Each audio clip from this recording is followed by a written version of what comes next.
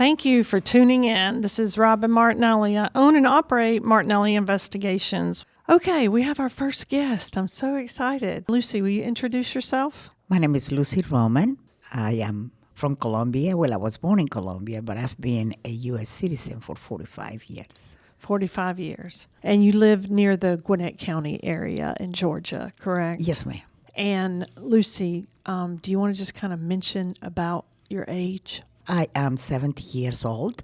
70. Yes. But you look like a sparse 40, correct? Thank you. That's a great compliment.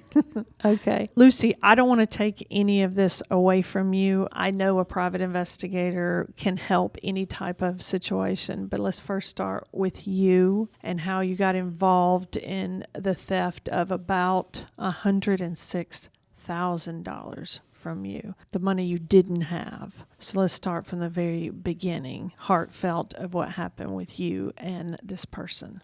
I have searched the services of Martinelli. Mm-hmm. First of all, because he was a female, and I thought that he was going to allow me the opportunity to know me better and serve me better and the needs as a female, my way of thinking. And secondly, because of the great services that you have done in the past, I had the opportunity to read your reviews. Mm-hmm. And I had a list of almost 7 different private investigators. Mm-hmm. 2 of them were females, and you were one of them. And I said, and I did call the 7 people. However, the way you responded to me and the level of trust that you gave me in that conversation was what made me choose you as my private investigator. I so appreciate that. Thank you so much. Back in August 2024? 2023. 2023. Back in August 2023, I was introduced to this gentleman from the Dominican Republic who has been in the United States for several years. What is his name, honey? Eric Christopher. That's one of the aliases that he used. However, he uses almost 7 to 10 different aliases. The one that we know him by is Eric Christopher, and then he can go by Eric Christopher Martinez or Eric Martinez. So I had the opportunity to meet him. About how old is he? 37, 38 years old. Okay. In the 30s, 40s. Okay. From the Dominican Republic, he presented non-emergency medical transportation plan. It was a good plan. So I was kind of confident to go ahead and say, well, let's try. Mm-hmm. I got so much faith in him. I trusted him. I can be, my personality could be like a conflictive kind of personality at times because I ask questions. I said, I want this business to really work. I was the one that was leading the onset of the business. And so I was just going to set up a very successful business, a good foundation. You wanted like a legacy, or you wanted something that was an investment that you could leave your children. That is correct. Mm-hmm. You're no different than any other 70-year-old that has the entrepreneurial spirit that wants to leave a company to their family or leave a legacy. When I researched the business, how successful it could be in the future as a business, I was able to find that it was really a very good and successful business that can be a business model. He gave you a packet. And the needs of the population in the Atlanta area. Right. And what was the business packet? What was the plan? The plan, supposed plan. Yes. The plan was to be able to set up a call center with at least 10 to 15 employees that were going to be taking phone calls that were going to need the non-emergency medical transportation services. Non-emergency medical transport, like for people that need to do chemo or dialysis and they need to get to a facility. Medical appointments. Medical, and not necessarily an ambulance service for 911. No, absolutely not. Only non-emergency, so medical appointments. And we were going to... Which is a big need for that. Exactly. Huge need. And I did the research and I found out that it was a good business model and that it was going to be for a long, long time, last a long, supposedly. Time, and be able to give a very good service to the people in the Atlanta area. Did he speak your language? Yes, Spanish. And the way he presented the business, it was just like everything is almost set up. He told me that he worked with his aunt in New York for at least a year. Mm-hmm. That his aunt has the same business, mm-hmm. and she makes $1.2 million a year in profit. And didn't he tell you that, and didn't he represent and do a presentation in front of the Spanish Chamber? Absolutely, about the non-emergency medical transportation business that we were trying to put together. And yes. When did he do that? About what month and about what year? June, July? June, July of 2023. Of 2023. So he actually did a presentation in front of about how many people? There were very upscale professionals from mm-hmm. the business Spanish-speaking communities, mm-hmm. very successful business people from the mm-hmm. Hispanic community. Maybe 50, 60? There were almost 75 people because it was a special breakfast. Special breakfast in this room of 75 people, which means at some point in time, somebody from that chamber had to at least vetted this person to understand that he had some type of something. So there was another presentation of a situation that you thought could work, which would bolster it and say, okay, wow, here he is putting this business model together in front of all these people. He had to sit down with the chamber, that particular chamber, and say, hey, I want to do this presentation and do it at the chamber, which is disheartening and disingenuous. And that, at the least. Right. And it was in front of many successful professional business, mm-hmm. very prominent people. Mm-hmm. He is a member of the Hispanic Chamber of Commerce. In fact, once we realized that he was deceiving me mm-hmm. into this business, mm-hmm. I put two of the members of the Chamber of Commerce to mm-hmm. find his address and to find his location. Did you tell them the situation and what happened? I sure did. How did they respond? They couldn't believe it. However, they were unable to talk about it because... Maybe there was a complaint or complaints? There were a set of complaints, but they told me that they were unable to go further than that because they did not want to damage the reputation of the Chamber of Commerce. Okay. Do you think he's done any more presentations? I do not know because I lost contact with him just right after I hired you. So you were presented with this business model. What happened next? Then that's when he told me that he had already spent $190,000 buying 6 non-emergency vehicles, which were coming from Texas, and that he had those 6 vehicles housed at the corporate office, in the garage of the corporate office, where our office was going to be. Did you see these vehicles? I did not see the vehicles initially. I failed to ask him, let me see the vehicles. Mm-hmm. I know you get upset about this, and I know this hurts you a lot. I've seen the tears, I have, and I've seen the hugs. He physically gave me an address, but I never went to the 5th floor where the so-called office was going to be. But he took you to the building. He took me to the building, only to the 1st floor where the conference room was supposed to be. Describe that day. And so he was very confident, saying hello to some people, the security people, and some people, like in the conference room, saying hello to everybody and showing me, this is the conference room, this is where we're going to be able to set up conferences, and this is the way we're going to be able to look at all the equipment that we're going to be able to take care of, and look at how professional and how clean and how beautiful this building looks. Besides that, look at that, the snacks. We're going to be able to get snacks for all the people that come to our conferences and to our presentations. Look at the entire, it was a state of the art, but it was only on the 1st floor. It was staged. Would you agree it was staged?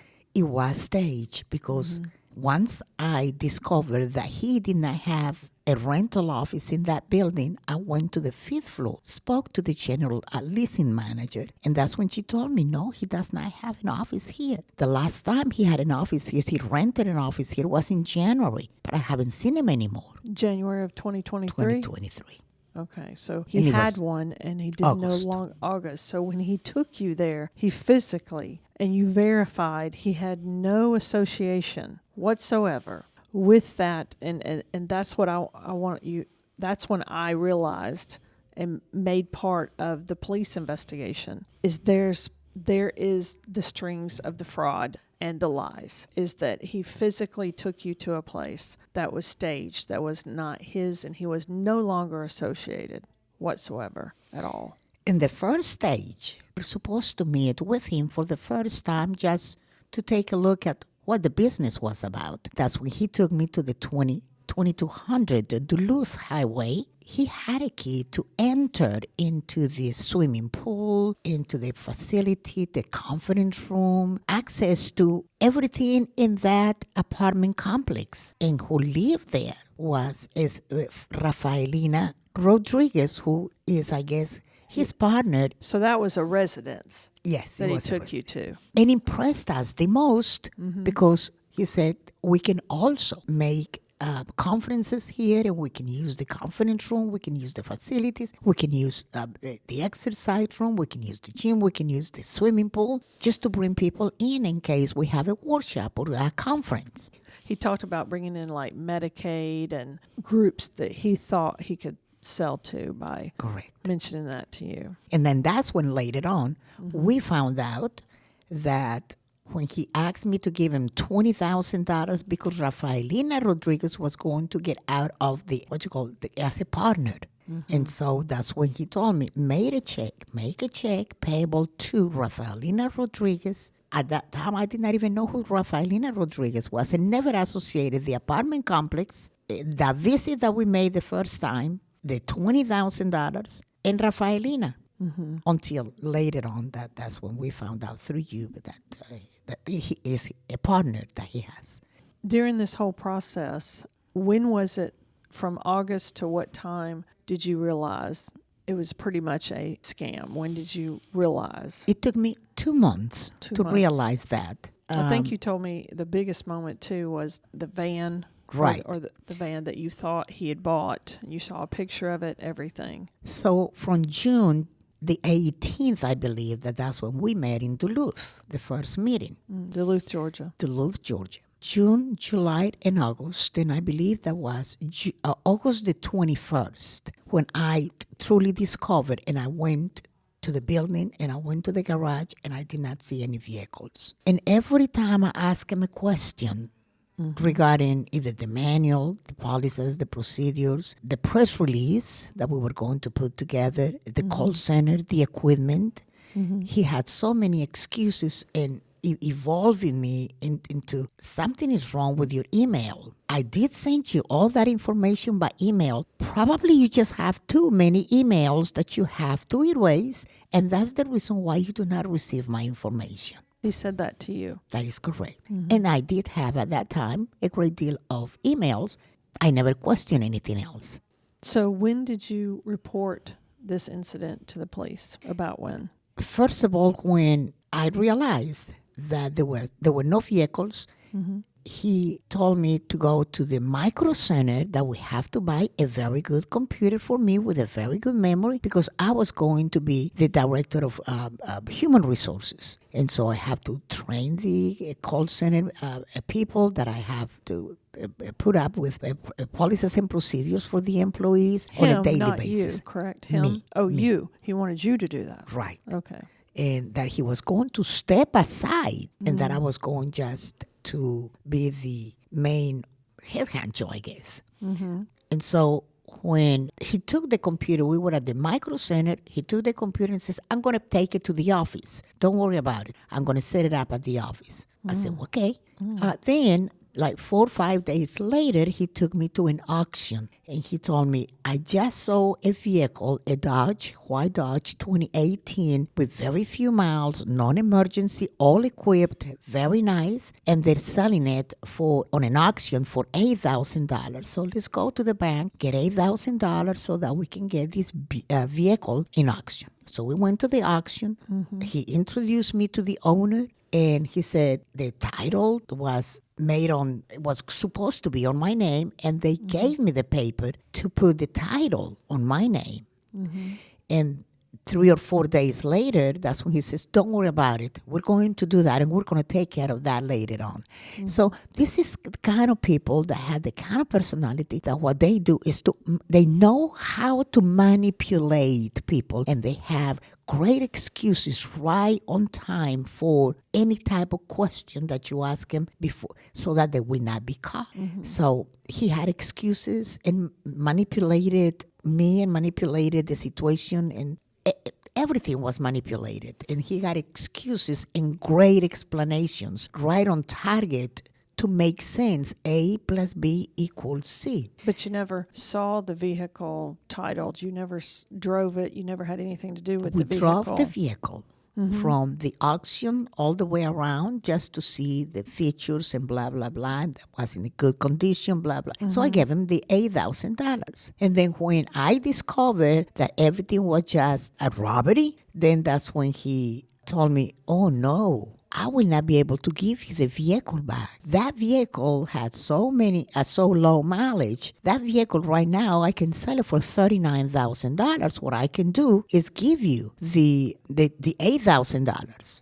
And that was, and then when we tried to meet so that he could return my money, because there was no business once I discovered everything, how deceitful he was, then he continued giving me excuses. I'm in the hospital. I'm having surgery. Every time we set up a meeting to get my money back. To get excuses. everything back. I'm in Macon. I will not have time to arrive. The last phone call was with the attorney, Mr. Jerome Lee, who he was the one that made the phone call. Says, I want you to come to my office blank and blank at 5 p.m. And he agreed to come at 5 p.m. And then it was probably 10 minutes before 5. He called my attorney and told him, I'm in Macon. Too much traffic. I will not be able to make it. Right, but didn't you pull the credit cards and saw on the credit cards that he was financing through the credit cards, through the business, a new place in Florida that you had nothing to do with? That is correct. But it was through your investigation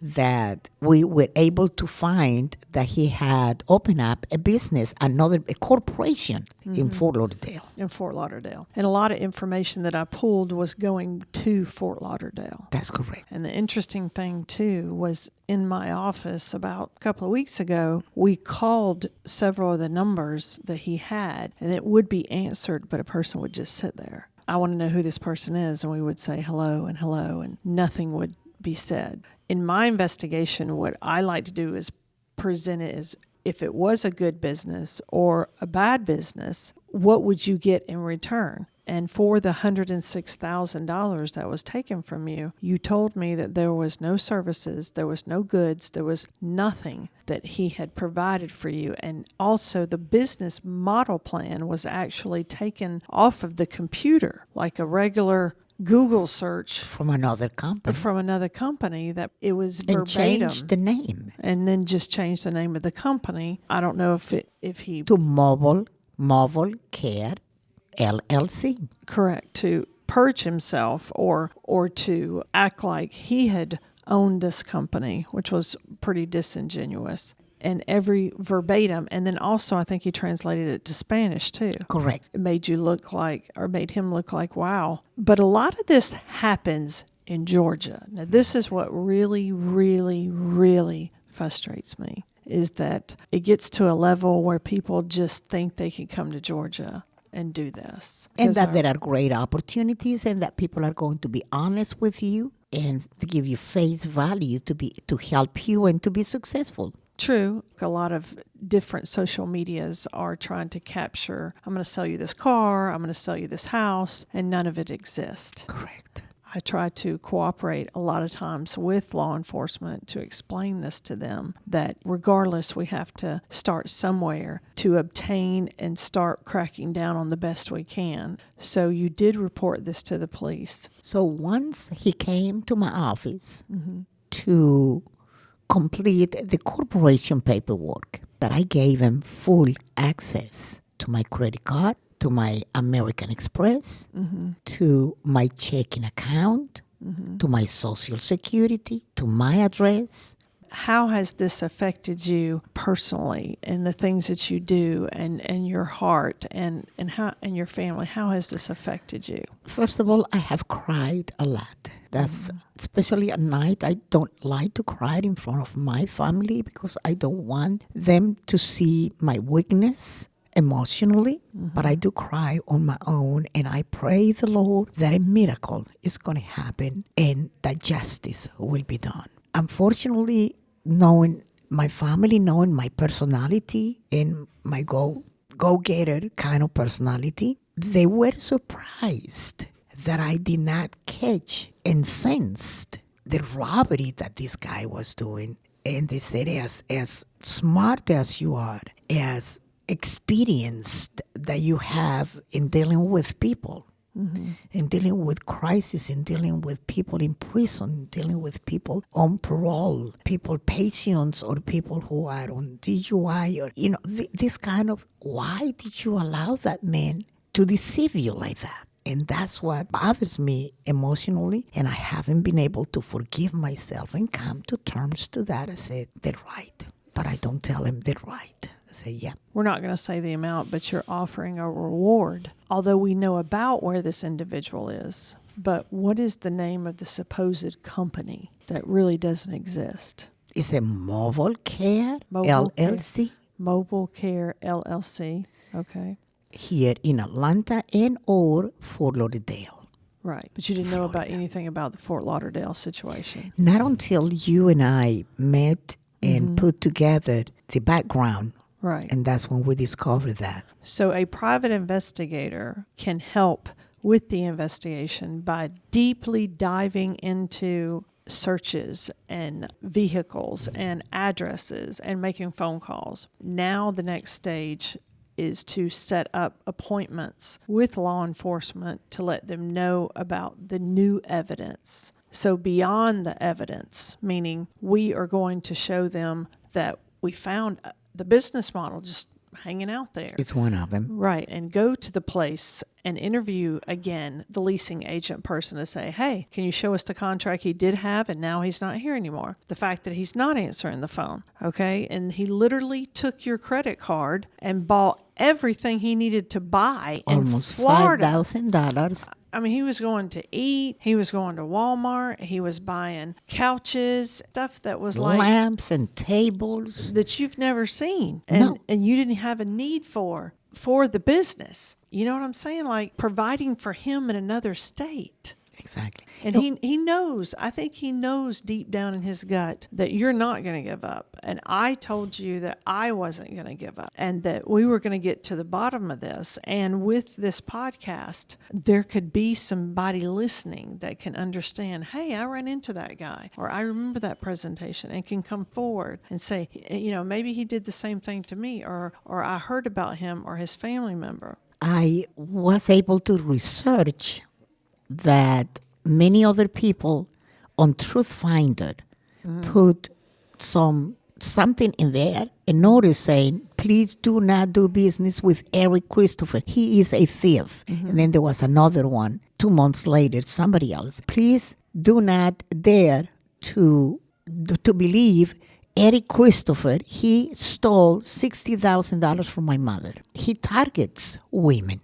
Once Wells Fargo, which was the bank that I was banking with at that time, because I called them and said, I'm disputing blank and blank and blank and blank charges. Right, the bank. So that's when they began to investigate the issue. And it was the bank, the one that took it upon themselves to call the Department of Family and Children's Services Elder Abuse Division. Elder abuse, right. And they opened up a case, which again, the law enforcement that took care of my case, investigating my case, did not put that as part of the investigation. So we're dealing with law enforcement agency, and we're dealing with the district attorney's office to help us. If all fails and nobody is going to help us, the last resort besides communication through social media and telling media would be a warrant application hearing as a civilian. And hopefully that would help. And remember,